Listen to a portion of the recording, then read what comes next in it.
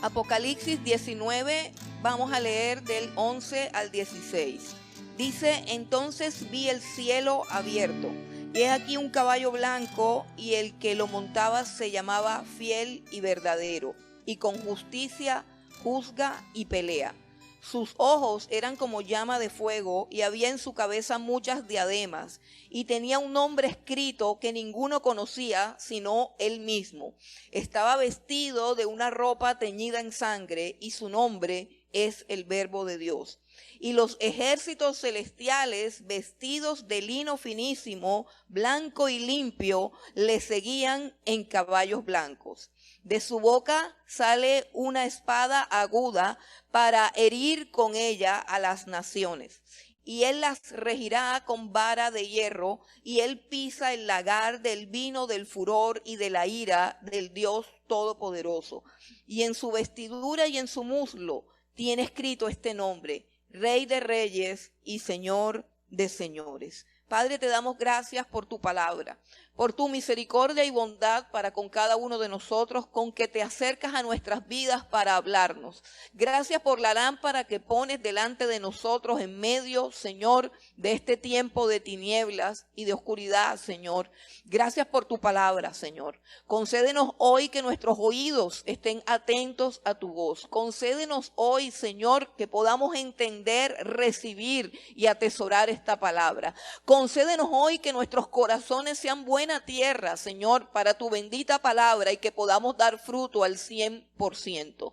Señor Dios Todopoderoso, toma el control de esta reunión, porque nosotros hemos venido a buscar tu rostro, tu presencia y tu palabra. Alumbra nuestro entendimiento, Señor, y háblanos, Padre Santo. Te pido, Dios, que tomes control de mi vida y de todas mis limitaciones, Señor, para que seas tú, Señor, hablando a través de mí y obrando con tu poder, Señor, lo que tú quieres hacer en la vida de cada uno de nosotros. En esta hora, Señor, queremos ofrecerte nuestros 5 sentidos, atentos, Señor, a tu bendita y gloriosa palabra. Gracias te damos, Dios, en el nombre de Jesús. Amén y amén.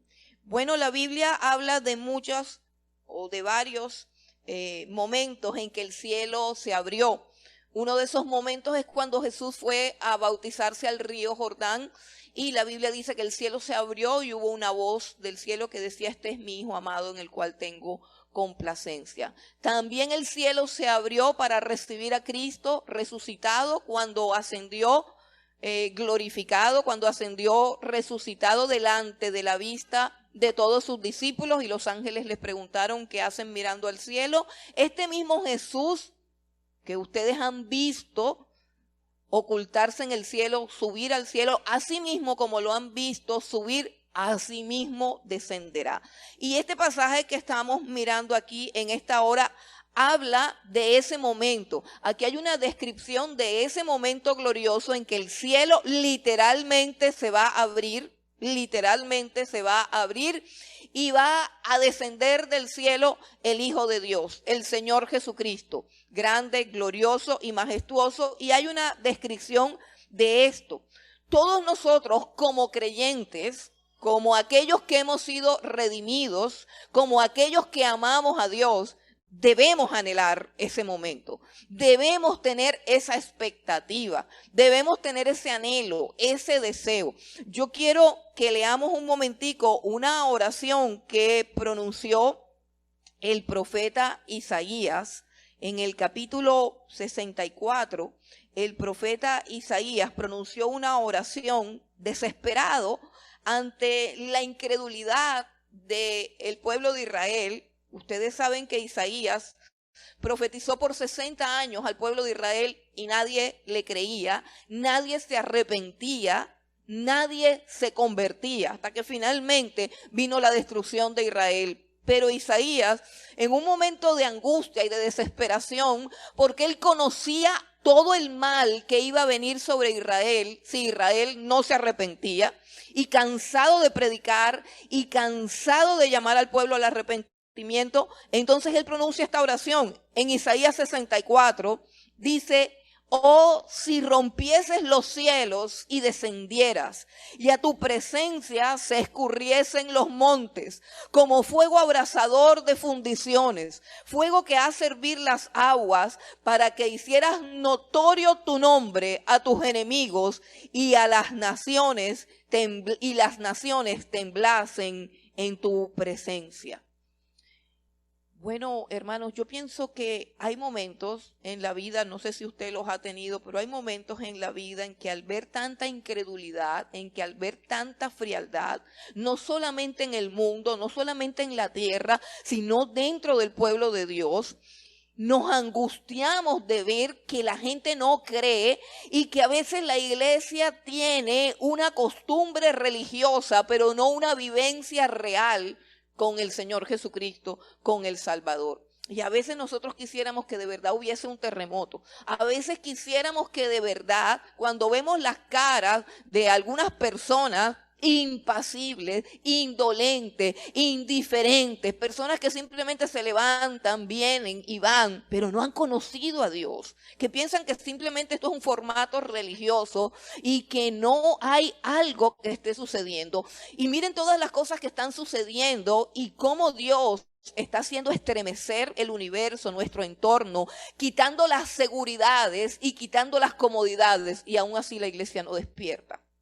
Aún así la iglesia no busca del Señor sinceramente como Él quiere que lo busquen. Me buscarán y me hallarán cuando me busquen de todo corazón. Pero vamos al mensaje de hoy, que contiene esta visión, este cuadro, esta escena de la segunda venida del Señor Jesucristo en el capítulo 17 donde estamos. Y dice que el cielo se abrió, Apocalipsis 19:11, dice: entonces vi el cielo abierto y he aquí un caballo blanco, y el que lo montaba se llamaba Fiel y Verdadero, y con justicia juzga y pelea. Vamos a ir por parte en esta descripción, y lo que queremos hacer, o lo que vamos a hacer hoy en este momento, es que nosotros vamos a tener aún en esta predicación un tiempo de adoración. Aprendí de un gran teólogo que la predicación es también un tiempo de adoración, y es un tiempo supremamente importante porque es el momento en que exponemos al Señor Jesucristo. Es el tiempo en que exponemos su gloria, y esto que tenemos aquí es una exposición de quién es el Señor Jesucristo y quién es aquel que va a venir. Y si nosotros le ofrecemos adoración, lo primero que tenemos que ofrecerle, ¿qué son? Oídos atentos. Eso es una ofrenda de adoración, escuchar. Cuán importante es escuchar. Entonces nosotros hoy vamos a adorar al Señor Jesucristo contemplando su grandeza, contemplando su hermosura. Y dice la primera parte, o el primer versículo que vamos a mirar hoy, dice que el cielo se abrió y apareció un caballo blanco y un jinete, alguien que lo montaba, y el que lo montaba se llamaba Fiel y Verdadero. Fiel y Verdadero. Ese es uno de los tantos nombres de Jesús. Aquí en este texto tenemos 4 nombres de Cristo, pero son muchísimos más. Solamente tenemos 4 nombres de Cristo aquí, y el primer nombre que aparece es Fiel y Verdadero.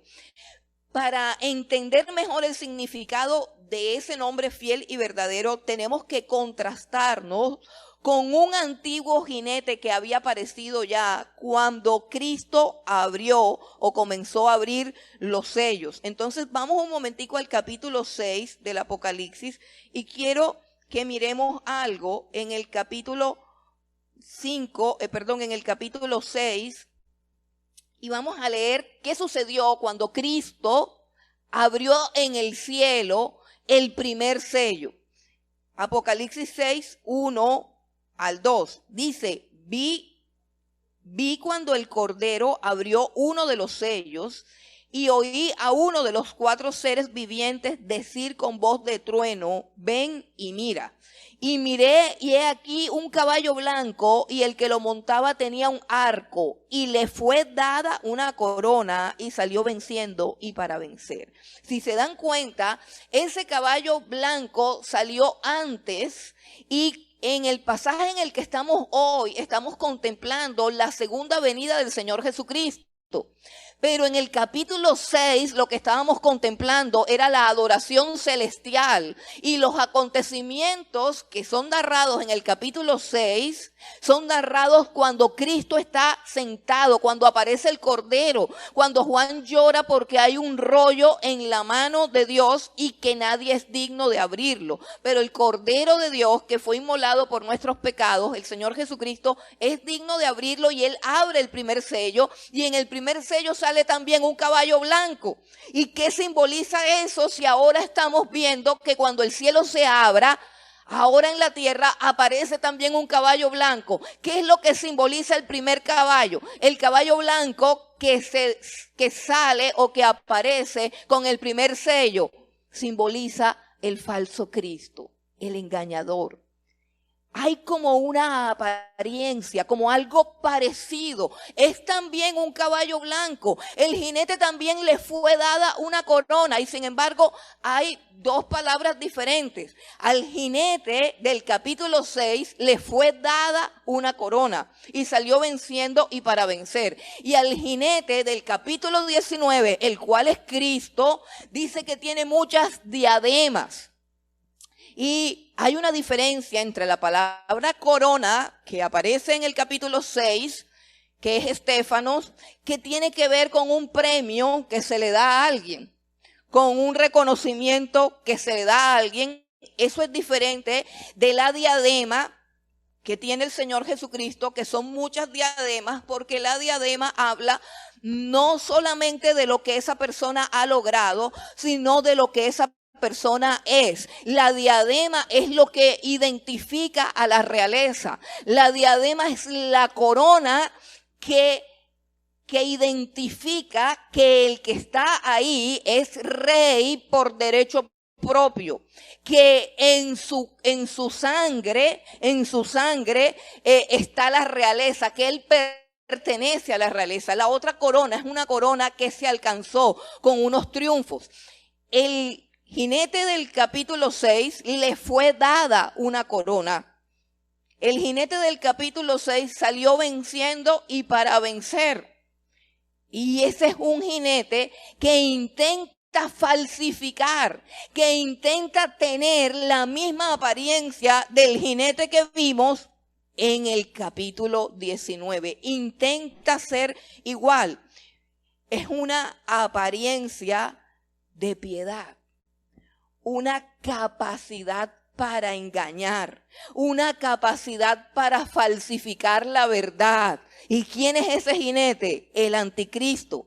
Quiero que vengas conmigo a 2 de Tesalonicenses, a un texto que conocemos muy bien. En 2 de Tesalonicenses, capítulo 2, el versículo 7 al 12, habla de este jinete y de la preparación que va a haber o que está sucediendo en el mundo para preparar las mentes para la aparición de ese jinete, que repito es el jinete falso, que es el Cristo falso o el bien llamado anticristo. Vamos a 2 libro de Tesalonicenses, capítulo 2, versículo 7.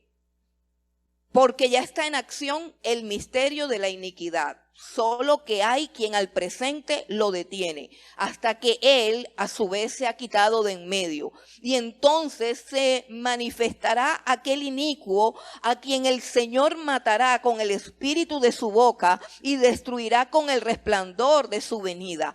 Inicuo cuyo advenimiento es por obra de Satanás, con gran poder y señales y prodigios mentirosos y con todo engaño de iniquidad para los que se pierden, por cuanto no recibieron el amor de la verdad para ser salvos. Por esto Dios le envía un poder engañoso para que crean la mentira, a fin de que sean condenados todos los que no creyeron a la verdad, sino que se complacieron en la injusticia. En otras palabras, queridos hermanos, el primer azote, el primer castigo que va a venir a la tierra es la manifestación visible de este hombre de pecado, de este hijo de perdición, cuya venida es por el poder de Satanás. Pero ya está en acción el misterio que lo precede.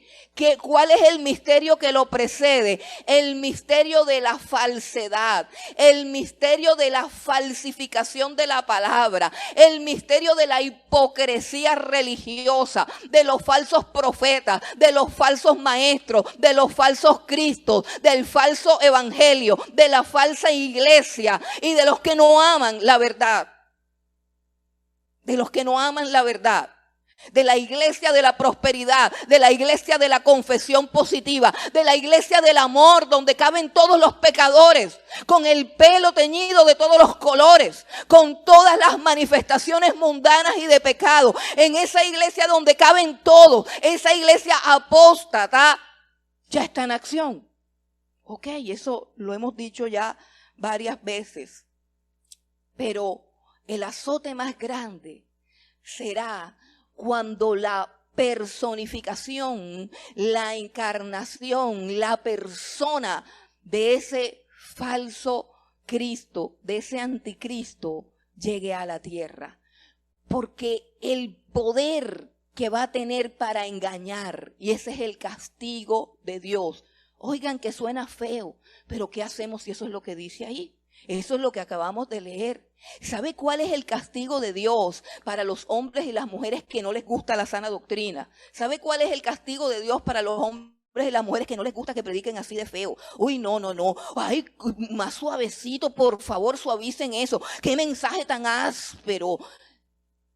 ¿Sabe cuál es el castigo para las personas que les gusta que le hablen mentira, que le hablen engaño, que aborrecen la verdad? El castigo es que va a venir un poder engañoso, es decir, una seducción que ya está llegando. Las personas que no aman la verdad son personas que son seducidas y conquistadas por cualquier viento de doctrina, por cualquier cosa rara. Hay gente que vive insatisfecha con el evangelio de Cristo.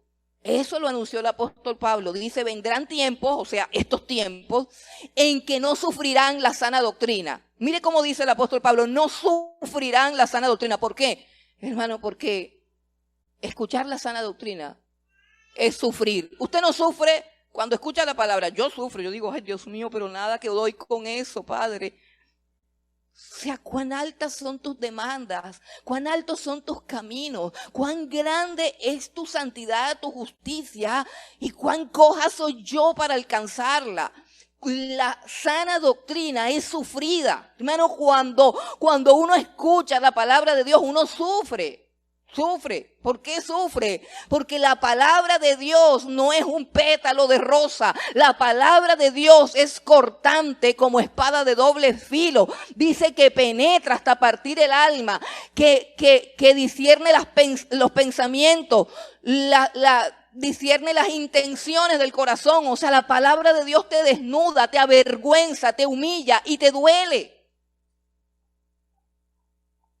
Pero te sana. Te liberta, te salva, te salva. ¿De qué nos sirve toda esa basura? De que somos rey de reyes, que somos hijos del rey de reyes, que lo que pisa la planta de tus pies será tuyo. No hay a veces escasez, no hay a veces necesidad. No hemos pisado el hotel y todavía no es nuestro. ¿Cuál es la bobada? ¿Por qué nos gusta la mentira? ¿Por qué nos gusta el engaño? Vaya y ve a ver si en una de esas iglesias hay una sola silla vacía, hermanos. No la hay, no la hay, no la hay. Asómense por todos esos púlpitos donde están mintiendo, donde están engañando. No hay una silla vacía. ¿Por qué? porque aman la mentira. Y el castigo de Dios es que los deja en esa mentira. El castigo de Dios es que permite que salgan hombres con una capacidad de engaño. Caballos blancos que no son el verdadero caballo blanco. Jinetes con corona que no es la corona del Señor Jesucristo. ¿Usted ha visto que hay un movimiento de coronas? Y entonces uno escucha todas las prédicas y son y que ay, yo no quiero decir algo que ofenda a nadie, pero es que es tan ridículo, de verdad es tan ridículo. Y que las diademas del reino, las no sé qué, o sea, para decir reunión de mujeres, las diademas del reino. Hermano, ¿qué diademas ni qué diademas? Si nosotros estamos aquí es para servir, para humillarnos. Y entonces el símbolo ya no es un pez ni es una cruz. Ahora el símbolo del falso cristianismo es una coronita.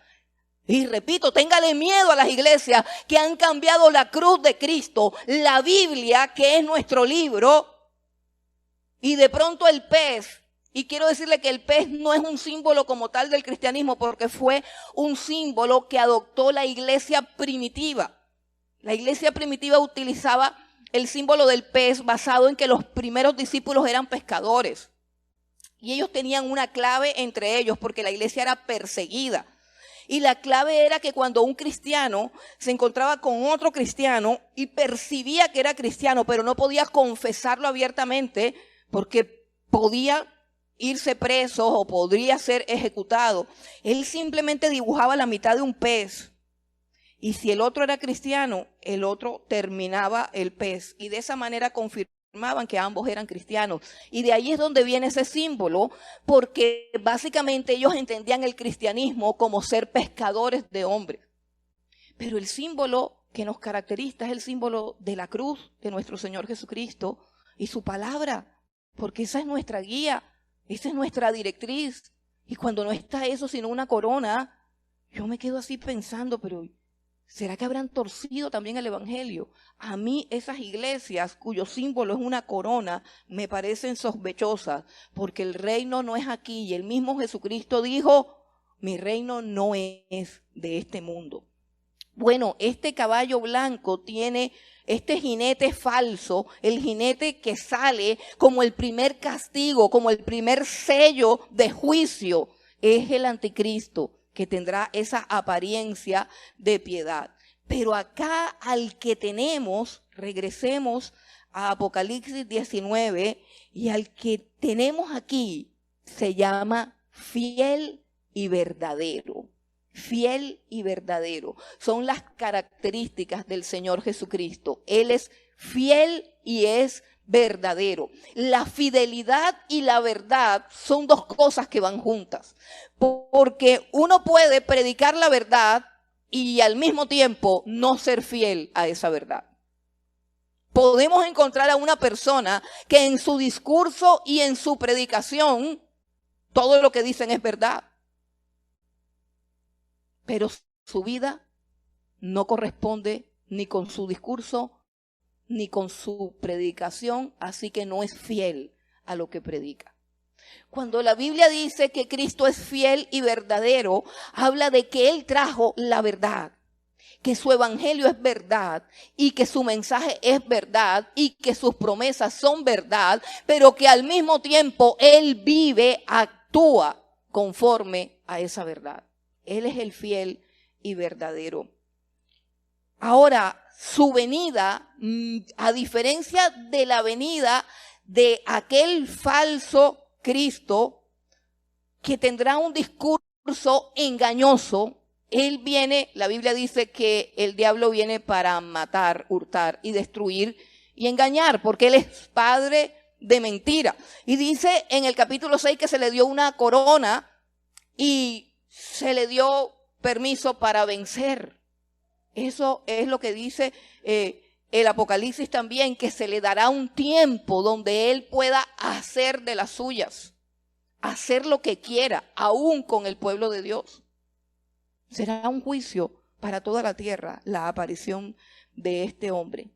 Pero el verdadero no viene con discursos de paz.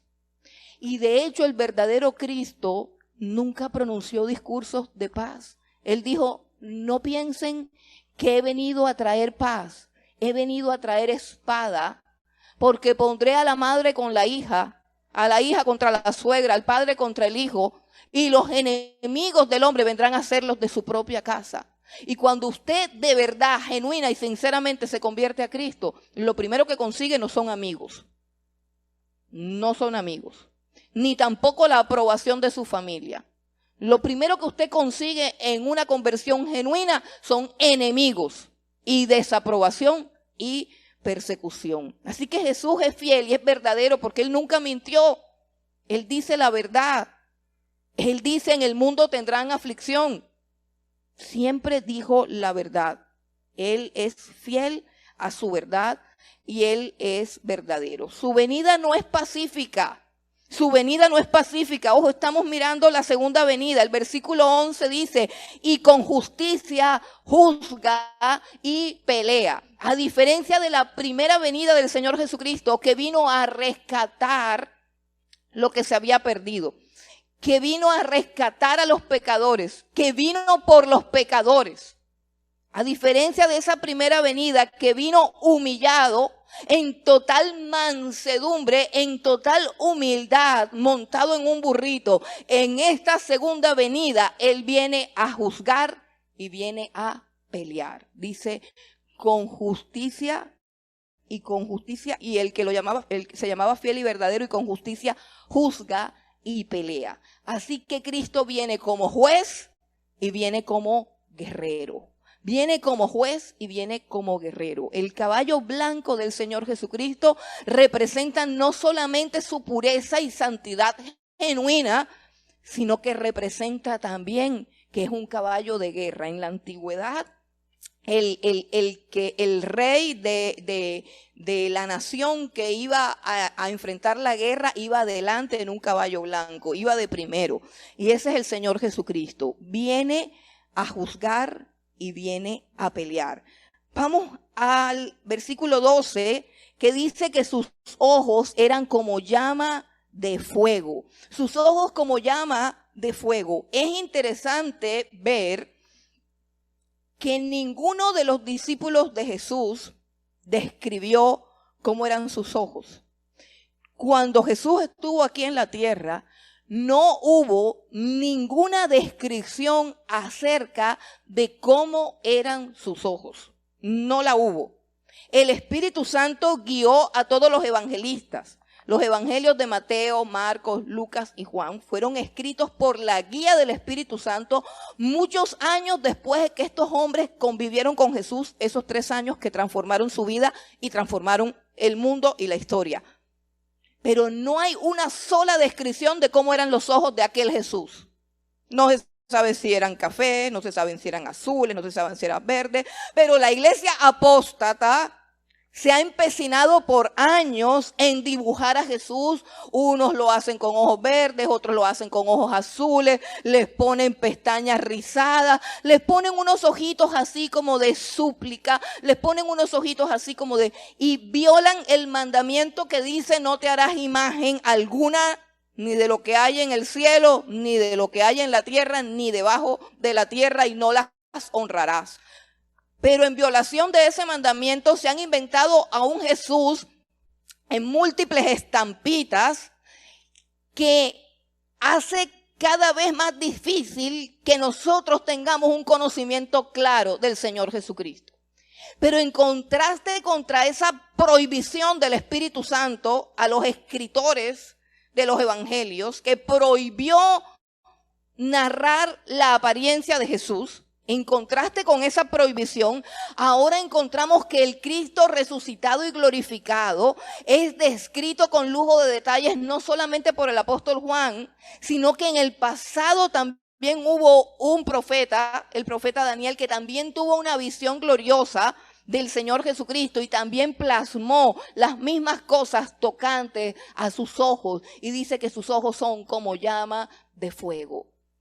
Y está tratando el escritor de plasmar lo que él percibió.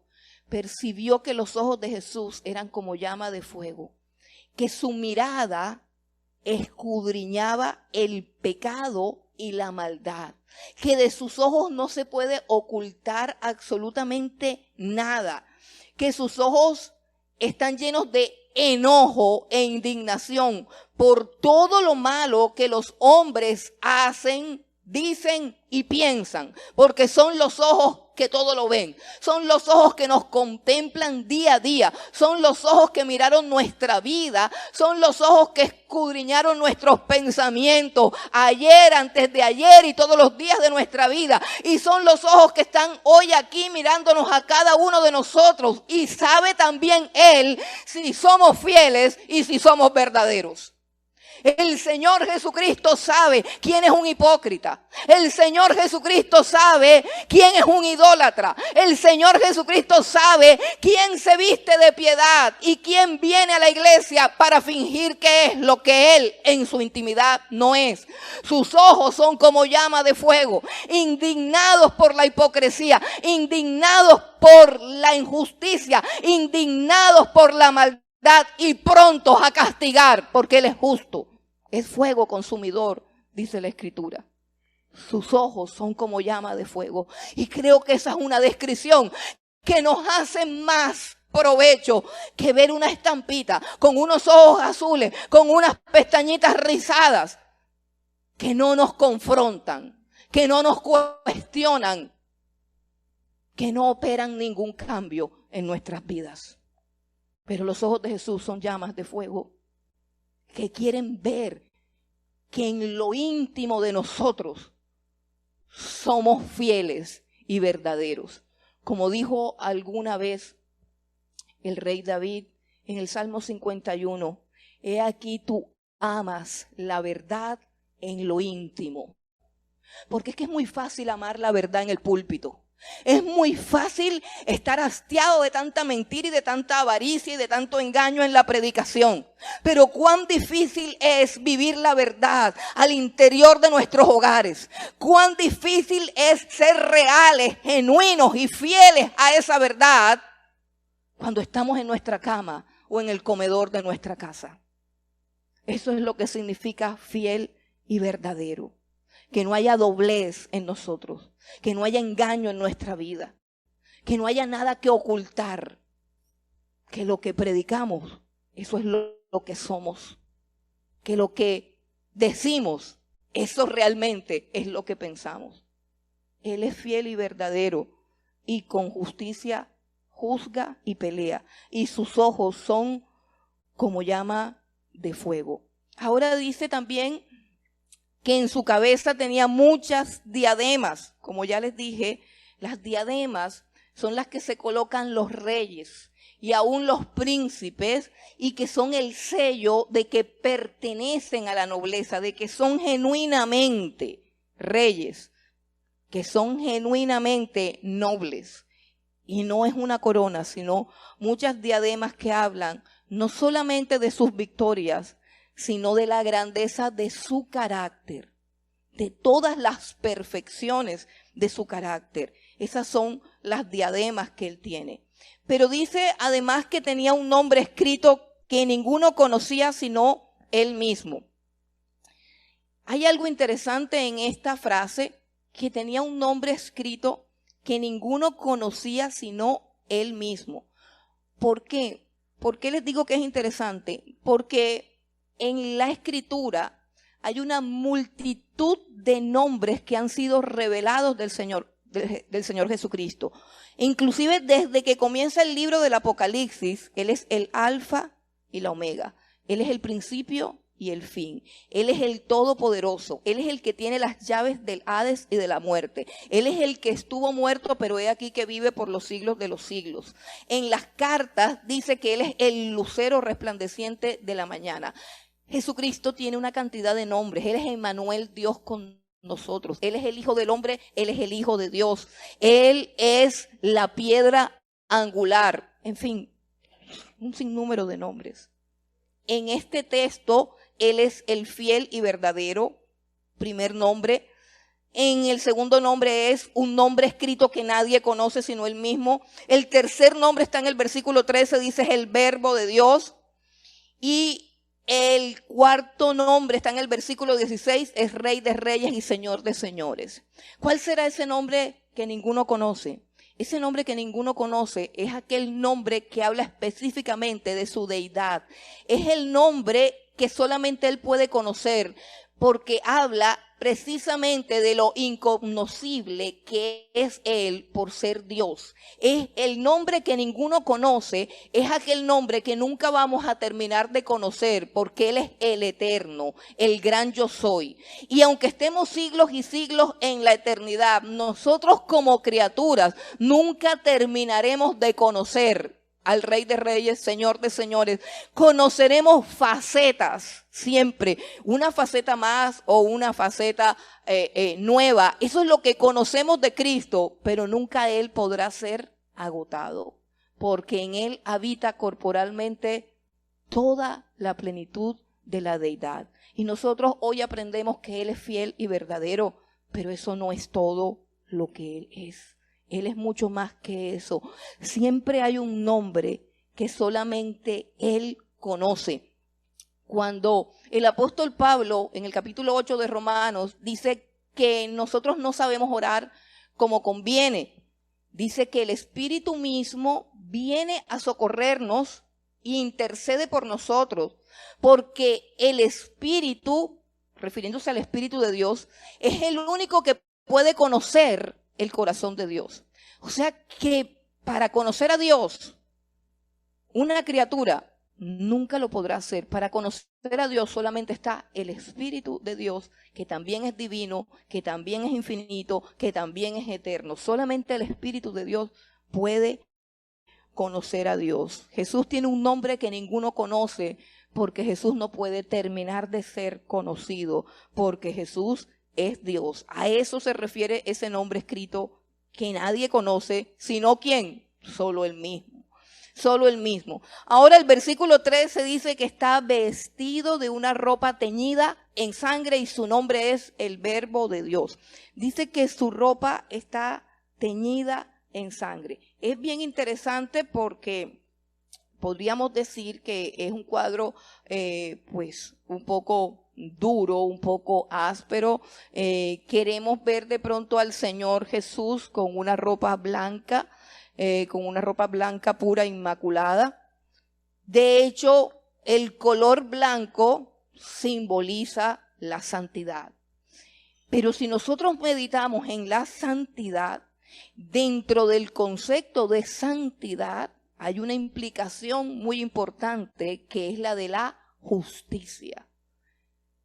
Cuando se habla de santidad, la santidad implica ¿qué? Justicia. No se puede ser injusto y al mismo tiempo ser santo. No, la justicia es una cualidad inherente a la santidad de Dios. Y yo creo que el color de la justicia es el rojo. ¿Por qué creo que el color de la justicia es el rojo? Porque el color de la justicia es la sangre. Desde el jardín del Edén, cuando Dios estableció su primer y único mandamiento, dice, de este árbol no comerás, porque el día que de él comieres, morirás. Desde ese momento Dios estableció que la paga del pecado es muerte y que sin derramamiento de sangre no puede haber perdón de pecados. Y cuando nosotros pensamos en nuestra justicia, nosotros ninguno somos justos, todos somos pecadores, todos hemos mentido, todos hemos fallado. Pero ¿por qué nos llaman justos? Porque hemos sido justificados ¿con qué? Con sangre. Ese es el color de nuestra justicia, el color rojo de la sangre del Señor Jesús. Pero el vestido de Jesús está teñido en sangre, que es como otra cosa de decir que está teñido en justicia. Está teñido en justicia. Y nosotros podemos decir, bueno, esa es la sangre que Él derramó en el Calvario. Y la respuesta es no. Esa no es la sangre que Él derramó en el Calvario. Esa es la sangre que Él va a derramar en su segunda venida. Porque solamente hay dos caminos para la justicia de Dios. Solamente hay dos caminos. aquellos que son justificados por la sangre del Cordero y aquellos que son justificados con su propia sangre. Para que mi sangre no se derrame como pago de todos mis pecados, se derramó la sangre del Señor Jesucristo. Pero toda obra de justificación y de redención se hace con sangre. Y el Señor Jesucristo viene a hacer justicia. Y esa justicia implica el derramamiento de la sangre de todos aquellos que no aceptaron su redención. De todos aquellos que no aceptaron su misericordia. De todos aquellos que no aceptaron su perdón. Ese rojo no es el rojo de la sangre que nos redimió, es el rojo de la sangre que Cristo va a derramar cuando haga justicia sobre todos los pecadores que no se han querido arrepentir. Vamos otra vez al libro de Isaías para que lo veamos, que no suene tan traído de los cabellos. Vamos a Isaías 63, que hay una visión también de este cuadro. Isaías 63, del 1 al 4. Dice: ¿quién es este que viene de Edom, de Bosra, con vestidos rojos? 63, del 1 al 4. ¿Quién es este que viene de Edom, de Bosra, con vestidos rojos? Este hermoso en su vestido, que marcha en la grandeza de su poder. Yo, el que hablo en justicia, grande para salvar. ¿Por qué es rojo tu vestido y tus ropas como del que ha pisado en lagar? Versículo 3. He pisado yo solo el lagar, y de los pueblos nadie había conmigo. Los pisé con mi ira y los hollé con mi furor. Y su sangre salpicó mis vestidos y manché todas mis ropas. Porque el día de la venganza está en mi corazón y el año de mis redimidos ha llegado. Así que la sangre que trae teñido el vestido del Señor Jesucristo en su segunda venida no es la sangre con la que Él nos redimió, sino la sangre de todos aquellos que Él castigó. La sangre de la venganza, no de la redención. Son dos cosas totalmente diferentes. Su segunda venida es totalmente diferente de la primera. Ahora regresemos nuevamente a Apocalipsis 19 y dice también que su nombre es el Verbo de Dios. Encarna a Dios y hace todo lo que Dios quiere hacer. Ese es el Verbo de Dios. Ahora dice algo también importante. Dice que todos los ejércitos, versículo 14, y los ejércitos celestiales, vestidos de lino finísimo, blanco y limpio, le seguían en caballos blancos.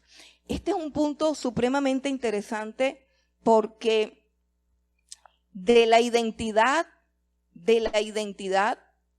de quiénes son esos ejércitos celestiales depende mucho nuestra inclinación hacia las teorías de la pretribulación, tribulación o postribulación. En otras palabras, para que lo entendamos mejor, Cristo viene por su iglesia y su iglesia será raptada. Pero hay todo un conflicto con respecto a cuándo será raptada. Antes de la tribulación, en medio de la tribulación o después de la tribulación. Sería completamente absurdo, dada la descripción que se hace del rapto de la iglesia, que Cristo raptara a su iglesia y que luego regresara inmediatamente con ella. No tiene como mucho sentido. Aquí dice que hay un ejército. Dice que están vestidos de lino finísimo, blanco y limpio, y que le seguían en caballos blancos. Esos ejércitos celestiales son los mismos que aparecen en el capítulo 17 de Apocalipsis. Retrocedemos un momentico al capítulo 17 y mire aquí en el versículo 14, dice, pelearán contra el Cordero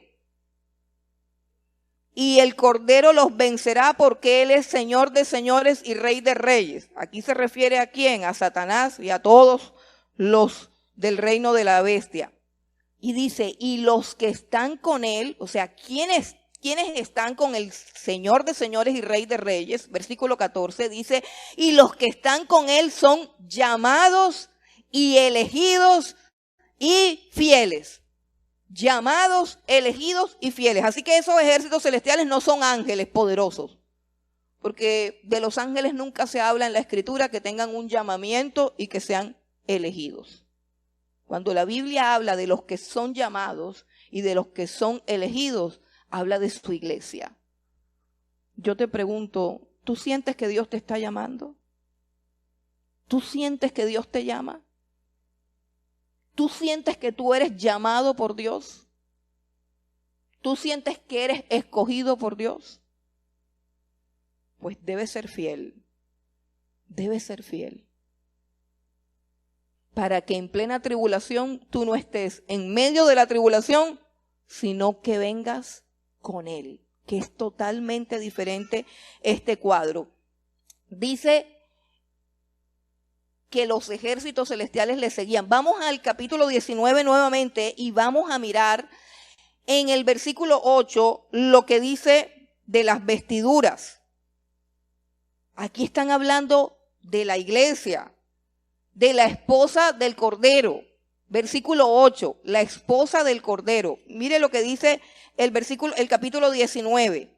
Vamos a retroceder al 19 para entrar en contexto. Capítulo 19, 1.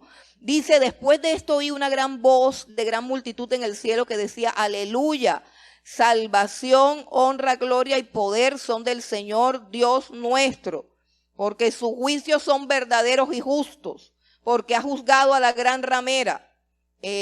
Vamos al versículo número 7. Dice, gocémonos y alegrémonos y démosle gloria, porque han llegado las bodas del Cordero y su esposa se ha preparado. Han llegado las bodas del Cordero y su esposa se ha preparado. Oiga bien que dice la palabra esposa, que es diferente a novia. En los capítulos anteriores, en los libros anteriores del Nuevo Testamento, nunca la iglesia es llamada esposa, sino novia. Nosotros somos la novia del Cordero. ¿Y cuándo una persona es novia y cuándo es esposa? Pues todo el mundo sabe, ¿cierto? Pues cuando se casa. Pues cuando no se ha casado es novia y luego cuando se casa ya no es novia, sino que es esposa. Así que algo sucedió en el cielo.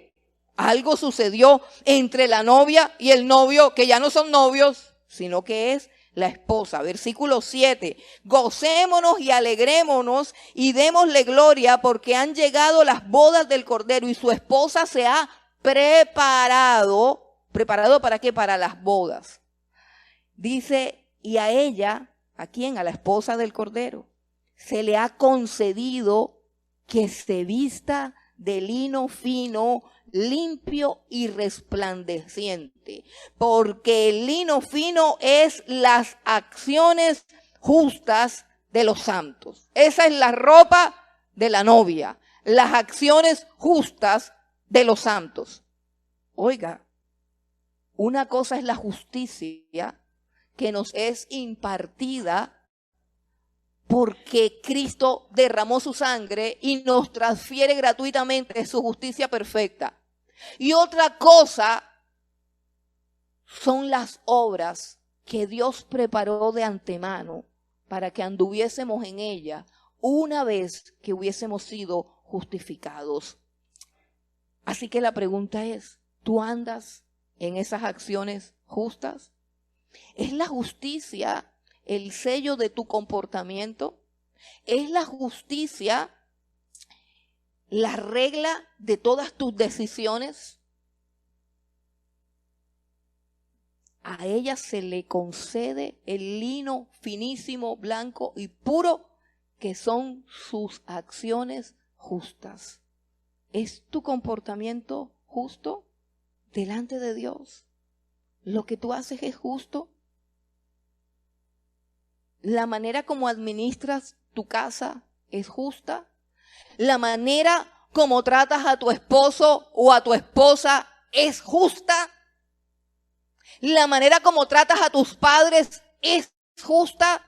¿La manera como crías a tus hijos es justa? ¿La manera como administras el dinero es justa? ¿La manera como te relacionas con tu entorno es justa? Las acciones justas de los santos. Así que Cristo viene seguido de un ejército de personas que son justas. Justas porque fueron justificadas por la sangre del Cordero, y justas porque sus acciones son justas, porque Dios nos llamó y nos escogió para que anduviésemos en buenas obras que Él había preparado de antemano. Así que podemos decir, ¿en qué andas? ¿En qué andas?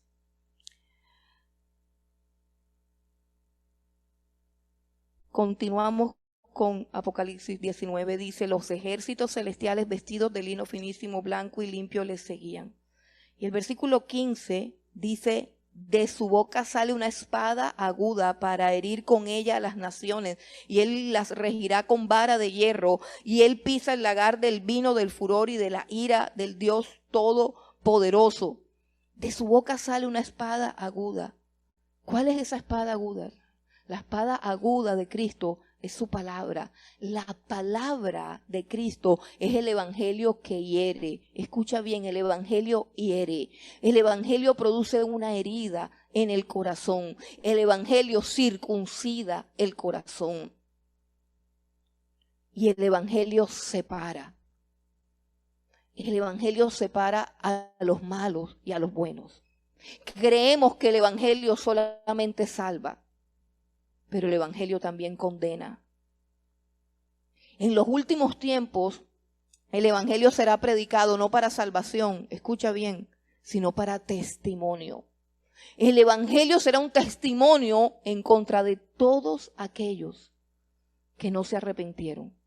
Así que el juicio de los pecadores será un juicio horrendo, porque estará en su contra no solamente el cúmulo de mentiras, el cúmulo de faltas y el cúmulo de pecados, sino que vendrá sobre ellos una roca que los va a aplastar. Y es que desecharon al Hijo de Dios y despreciaron el evangelio glorioso de la salvación. Eso caerá como una roca sobre todo. Todos tienen que escuchar el evangelio. Así lo escuchen de hombres o que lo escuchen de ángeles. Pero todo ser viviente va a ser juzgado frente al trono de Dios y será juzgado por sus obras. Pero el evangelio del Señor Jesucristo testificará contra él. Como dijo alguna vez Jesús, el que no ha creído en él ya ha sido condenado, porque esta es la condenación, que la luz vino al mundo, pero los hombres prefirieron más las tinieblas que la luz, porque les gustaba hacer lo malo. Es tiempo, iglesia, de despertar. ¿A ustedes no les parece que este es un cuadro glorioso, majestuoso, poderoso? Y esa misma espada va a herir a las naciones. Y Él viene a establecer un reino aquí de justicia. ¿Usted no ha sentido en estos tiempos que parece, con todo el respeto que merecen nuestras autoridades, pero parece que no hubiese autoridad? ¿Usted no siente que la autoridad desapareció? Que uno dice, pero ¿y dónde está? O sea, esto aquí, vamos a orar porque es que aquí no hay nadie. Aquí ¿quién manda a quién? Aquí no sabemos quién manda a quién, hermano. Es vergonzoso, es doloroso decirlo, pero es una realidad que todos conocemos. Aquí no sabemos quién manda a quién. Los gobiernos han colapsado. ¿Cuánta necesidad tenemos de un gobierno que no le tiemble la mano para hacer justicia? ¿Cuánta necesidad tenemos de un gobierno que tenga autoridad, para callar todas las voces unos contra otros? No hay autoridad, hermano. La autoridad se ha ido desmoronando poco a poco. ¿Por qué? ¿Recuerdan aquella estatua?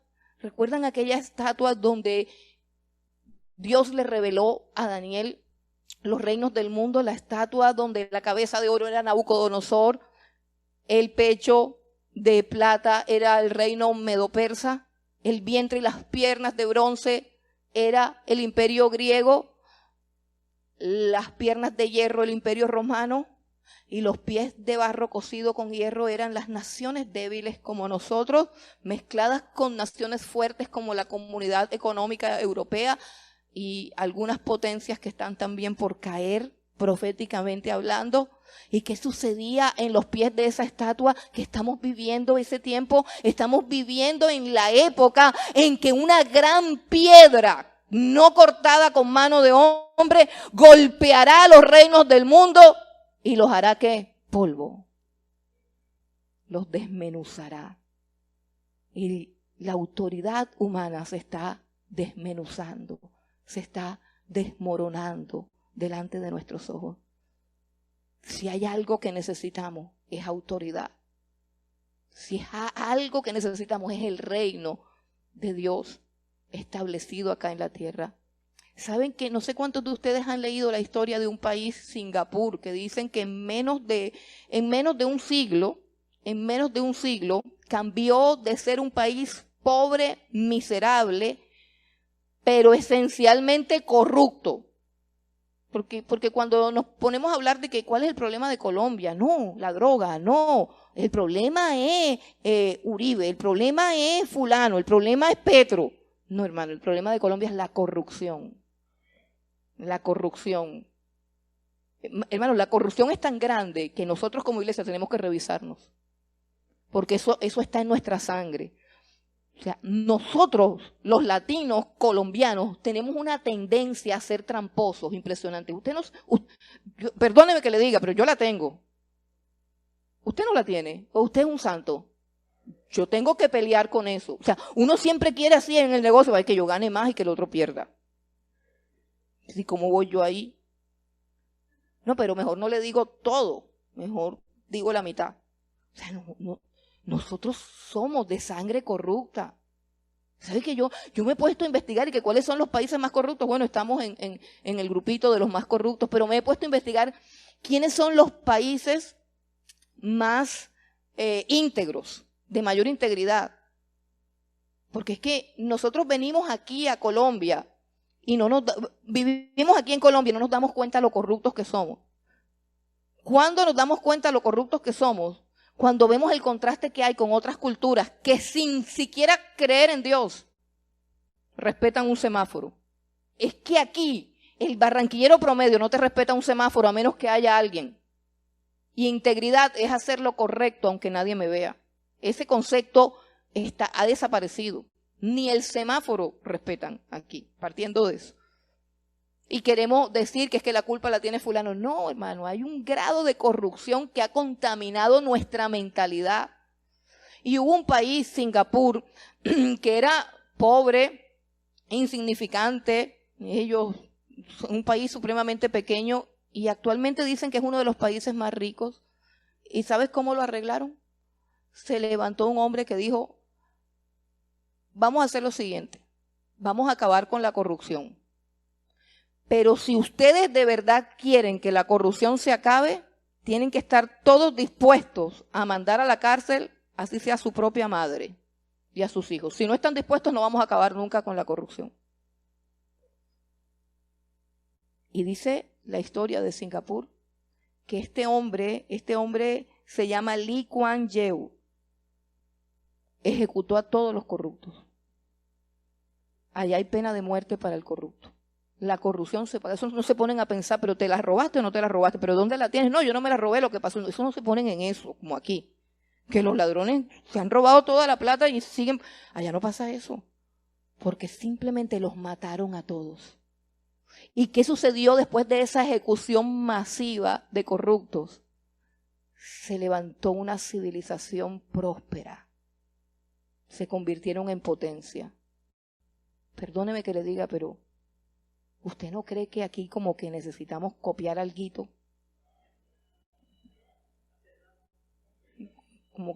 Que haya como que alguien que se inspire por allá en eso. Pero que venga Cristo. Que venga Cristo. Porque Él sí va, esa sangre de su vestido es que va a recortar a todos los corruptos. ¿Y cuál es el resultado? Un reino donde el que hace lo malo lo paga y el que hace lo bueno se premia. Un reino donde hay justicia.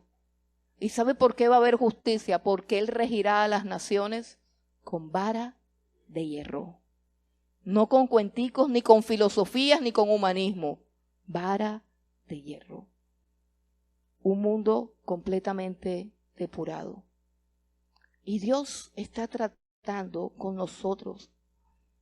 No vivas un cristianismo estático.